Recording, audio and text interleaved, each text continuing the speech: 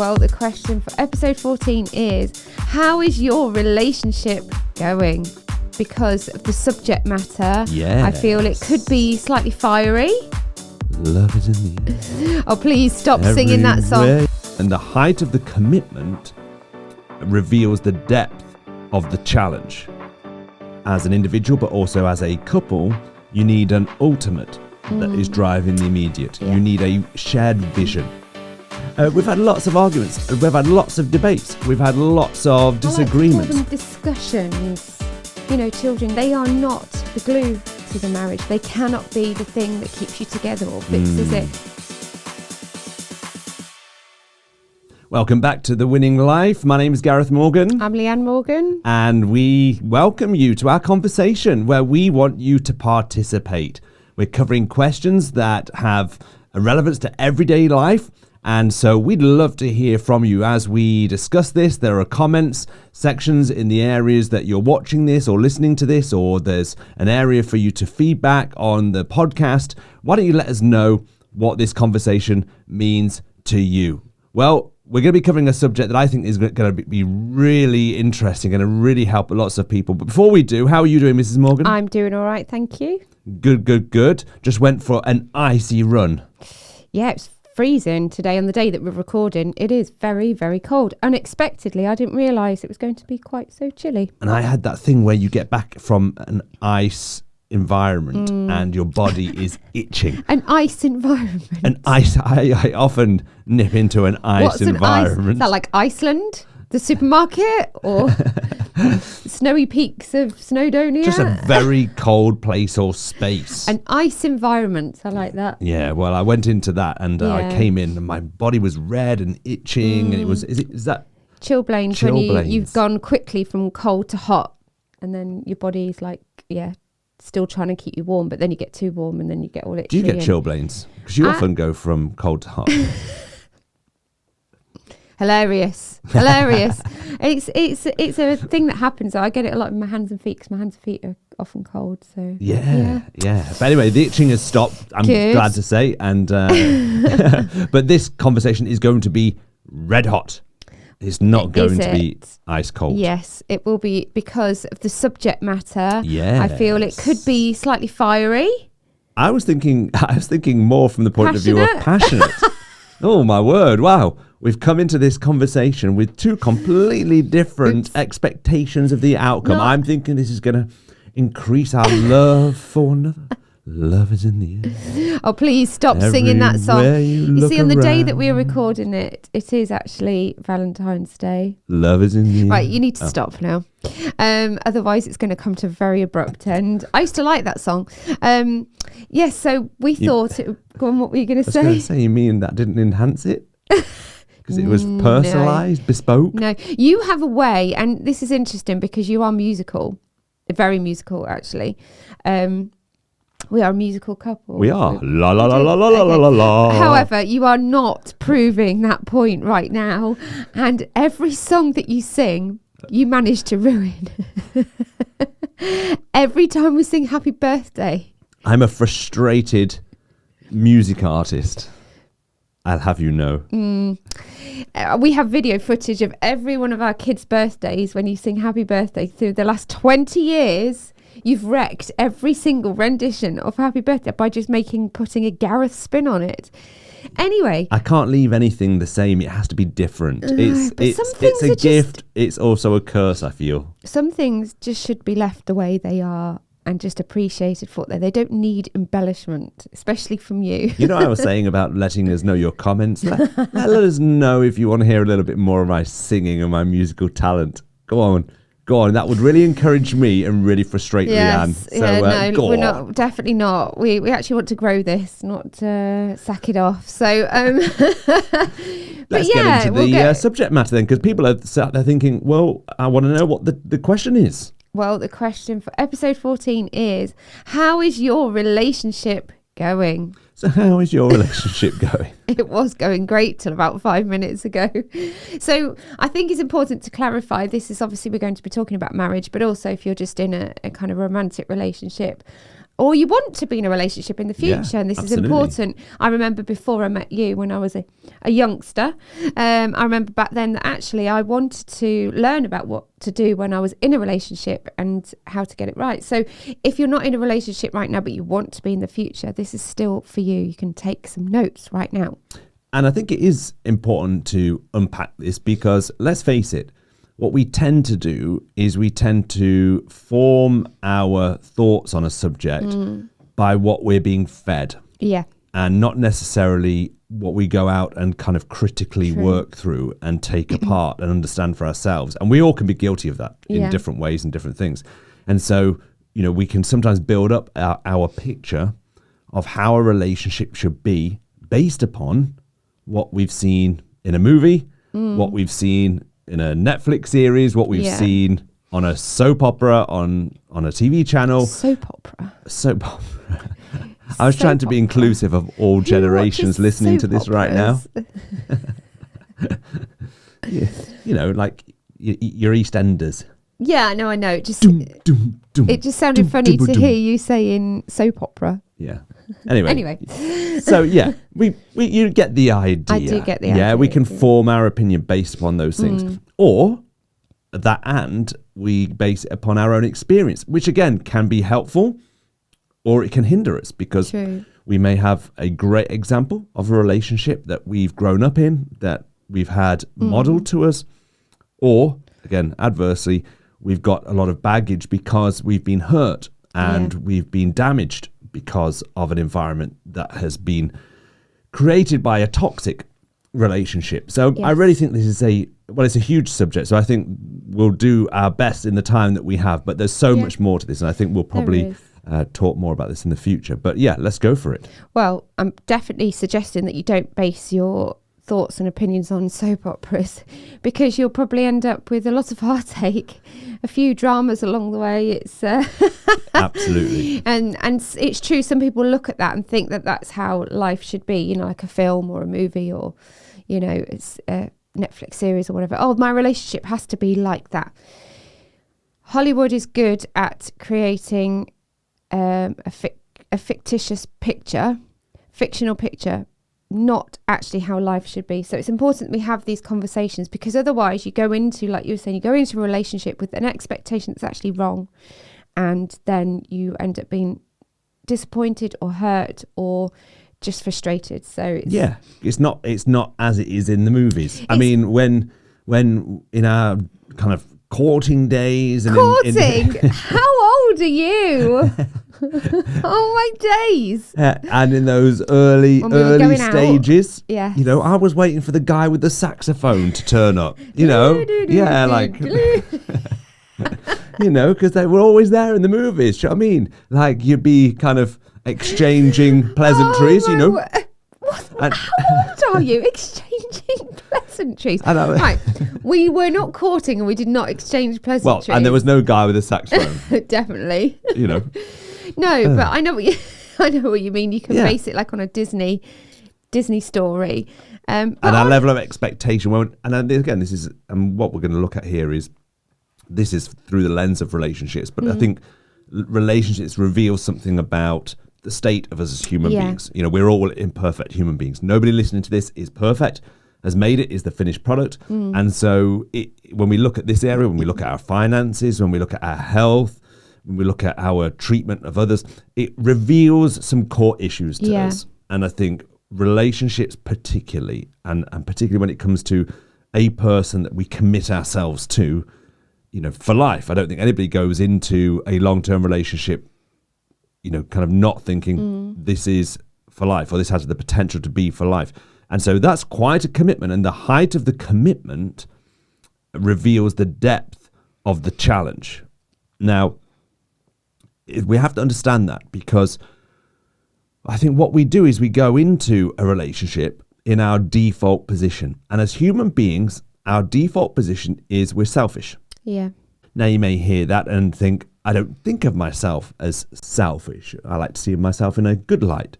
Well, I'm here to say that unless we're brutally honest with the real root issues in our lives, then we'll be papering over the cracks. And we all fight against selfishness and self-centeredness.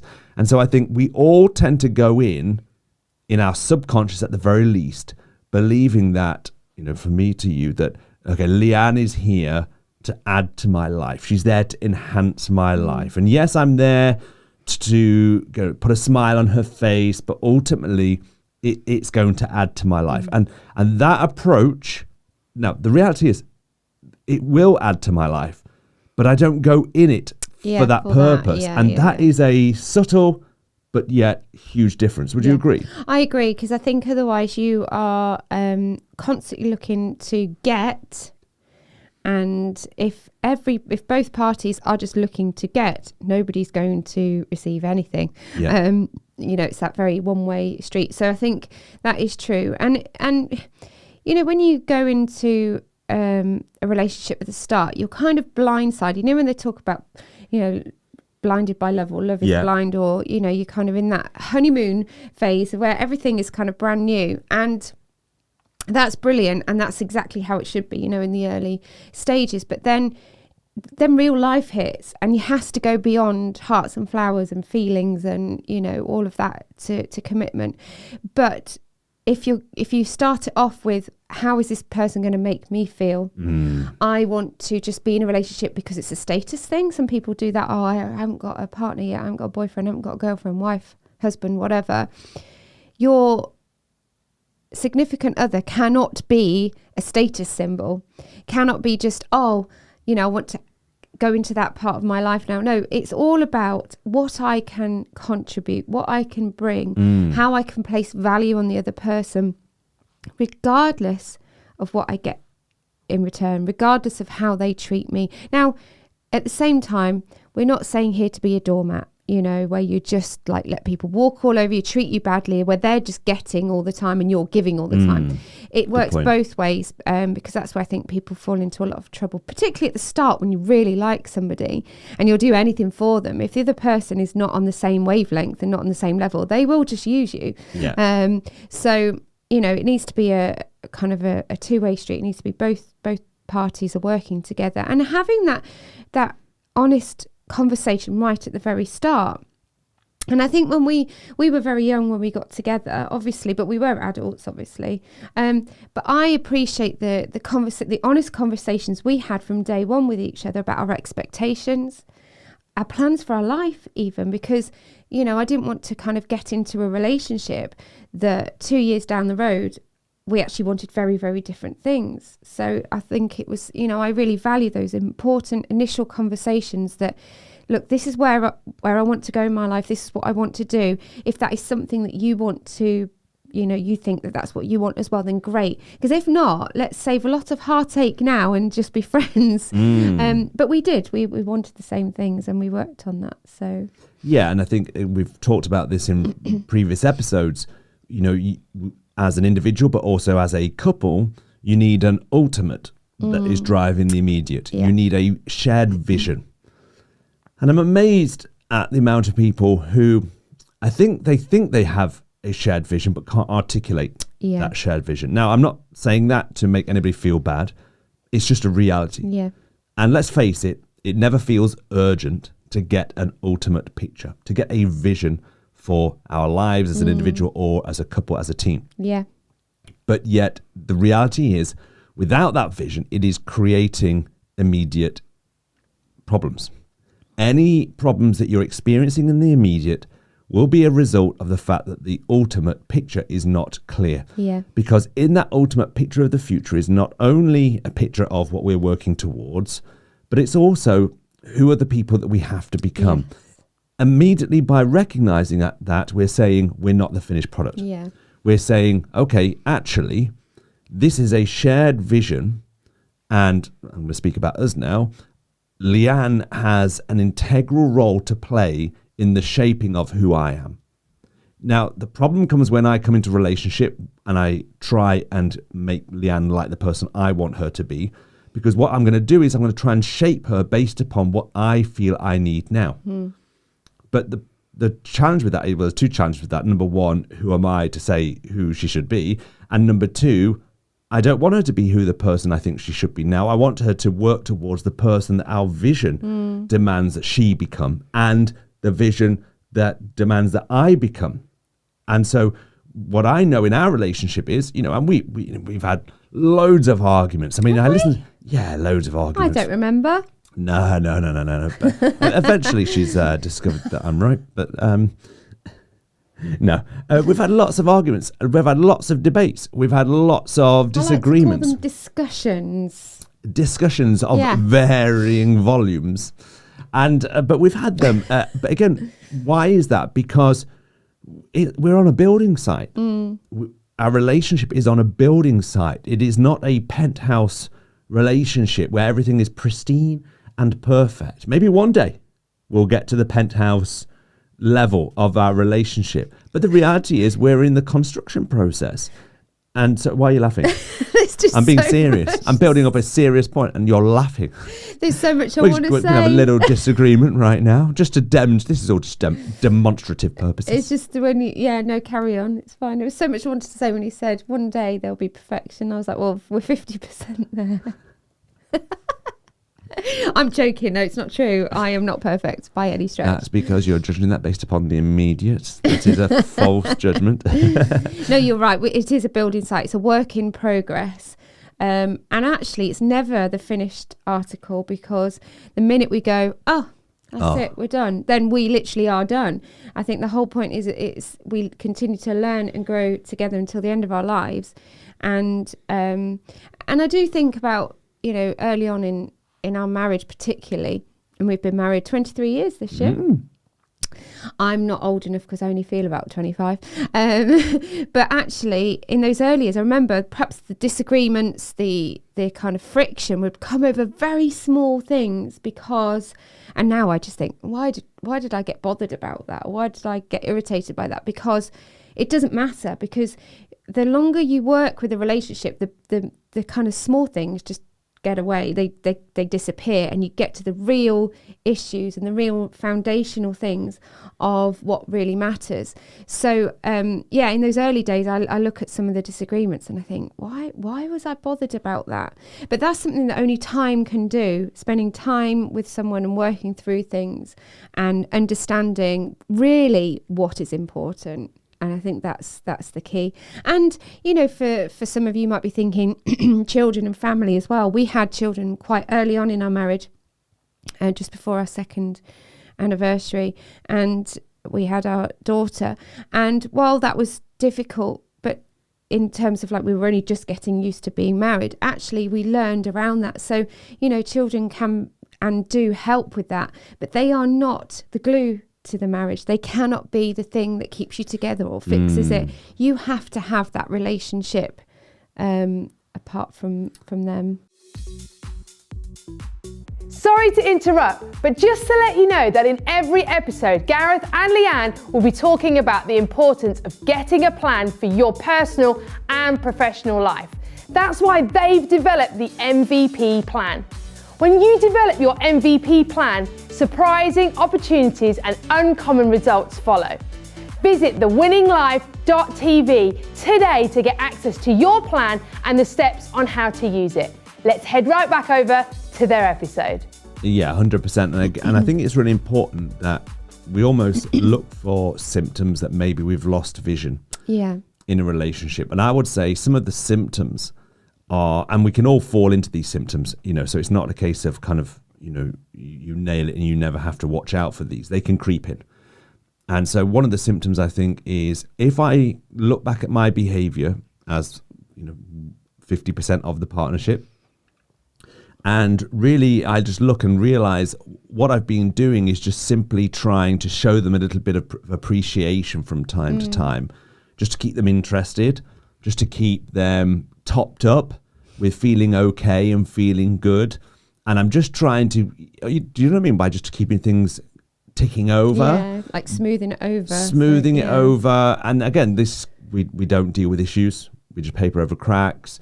We, don't really invest. There's a difference between, topping up, for instance, like a bank account because the bills need paying, and investing. And sometimes a marriage, a partnership, a team can be a case of just the those that are involved are just keeping it going.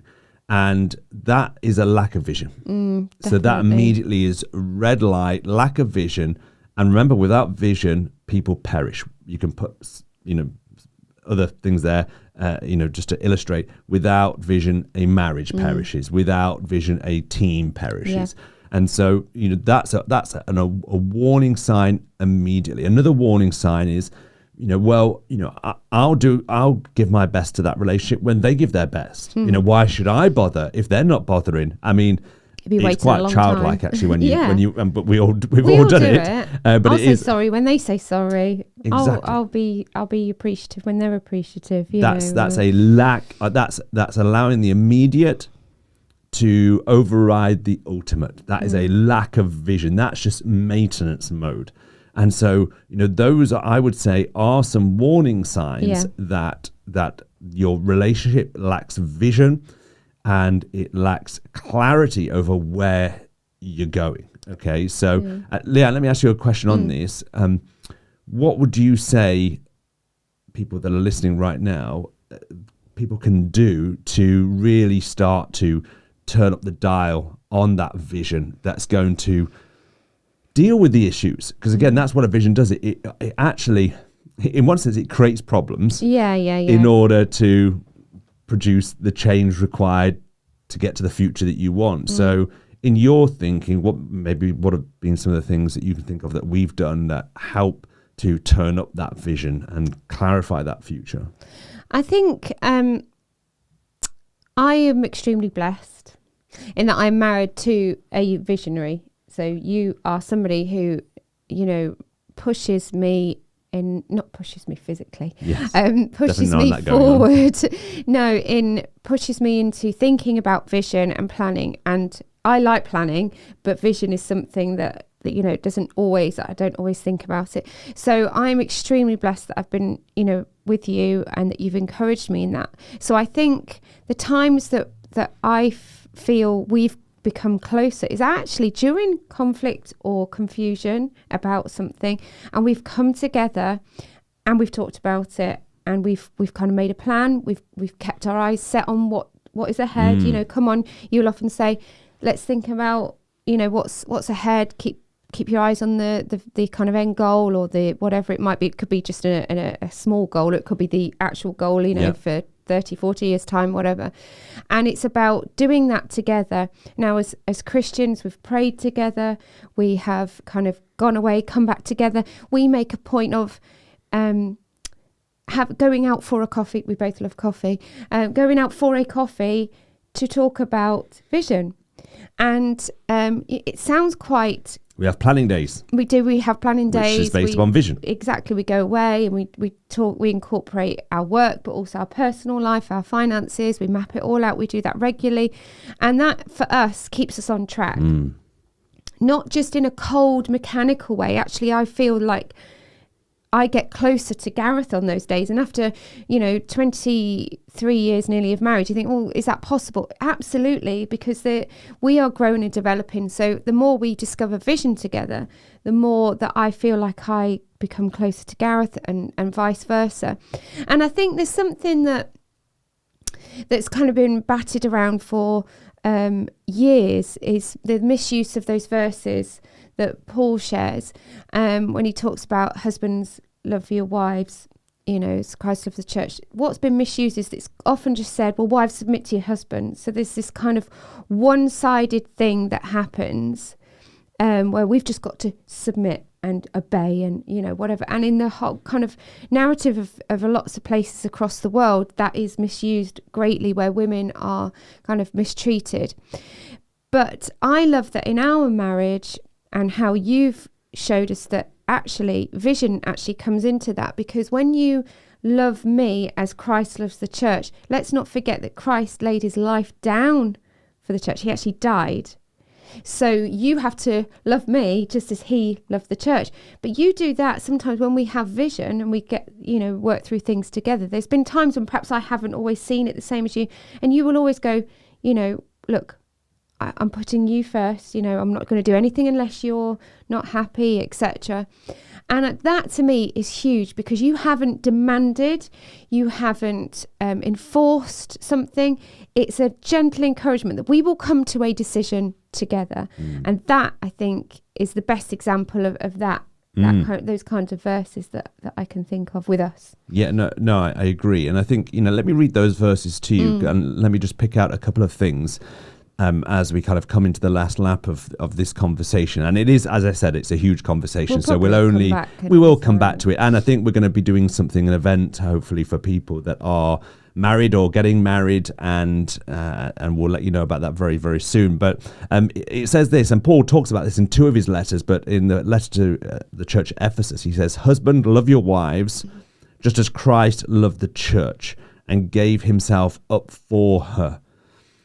So immediately, the first verse that he mentions here is putting a huge demand on the man. Husbands, love your wives, just as Christ loved the church. Well, what did Christ do for the church? Well, he gave himself up for the church. Okay, and of course, the church in the New Testament is represented as the bride. So the groom, Christ, laid his life down for the bride, the church, and that level of sacrifice is what is required. So just bring that into the relevance of what we're talking about here. How should I build my relationship? Well, I give to my relationship not based upon what the other person does for me. I don't do it just to keep it ticking over or to maintain it.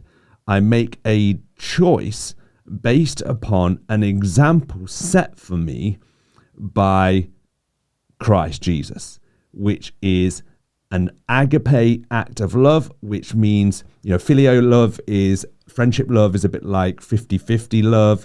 Agape love is, well, I'm giving 100% regardless of the fact if I get 1% back. It's not, I will give based upon what I'm given.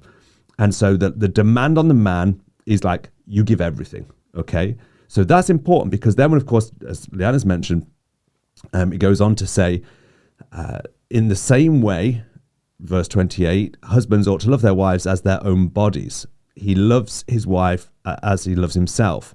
And then he goes on to talk about in Colossians 3, wives, submit to your husbands as is fitting in the Lord. Husbands, love your wives and do not be harsh with them. The thing is, what often happens is people pick that wives submit to your husbands and think that is the biblical account of marriage. Those words are there. But if you don't get the context and you place that on the backdrop of imperfect humans, then you can understand why people think it's not right. For instance, if I am a dominating man and I am not loving you and I am saying submit to me, then of course that looks wrong. It sounds wrong. It is wrong. You can't demand submission. You give submission. And again, it's so important, because that is looked through the lens of you're demanding something. No, you don't demand submission. In the Godhead, and we haven't got time to jump into this, but in God is three persons, Father, Son, and Holy Spirit, 3 in 1. Mind-blowing, I know, but essentially all 3 persons mutually submit to one another. This is at the highest level. This is at perfection, not imperfection, that actually that level of unity of 3 becoming 1 is emulsified and created through mutual submission. Marriage is a representation of the Trinity. It is a representation of that incredible synergy, unity, which produces incredible results. I mean, look at the creation that we have. It is an incredible creation, and that is just one drop in the ocean of what God's ability is. But it comes out of that mutual submission and team, and so that's what marriage is to create. So I think it's really important that every individual understands their role in submission. It's not that one submits and the other dominates. No. But there is a unique point of submission. My submission is to Christ and to Christ's example of what he did for the church. The wife submits to the husband from that unique role and position. But if the husband isn't submitting to Christ, that's where the problems come. Exactly. That's where the issues come. Yeah. So anyway, this is a huge subject, but I think if we could land it here and just ask a question that, you may be listening to this and you may be thinking, oh my word, I'm not a Christian. I don't understand this. Again, it's really important that we present this to you because there is a greater truth than you realize right now that is ready to shape your world and your life in the most incredible and powerful way. And I encourage you to get curious about that truth. Yeah, good. But also, I think the question that we can all take away, if we're followers of Christ or not, is this. What am I going to do to build my relationship going forward? Good. Am I going to maintain it, or am I going to commit 100% and give what is right to give to this, regardless of what the other person does? What do you think, Leanne? Absolutely, definitely. And I think to take that one step further is to, when you've made that commitment, to actually then work on vision together. That, like we said, take some time out. Maybe if you're the only one listening to this, show this to your other half and say, hey, come on, what things do we need to plan and put in together in order to build our relationship? I like what you said earlier about it's not about maintaining or managing, it's investing. I don't want it just to sit there and be rotting away in the corner. We've got to look after it. If you want something to grow and to reach its full potential, you need to tend to it. Those kinds of things are the things that I would suggest. Fantastic. And of course, the MVP plan, once again, a plan focuses the minds on vision, on teamwork, on who's going to do what and why. These are all key questions.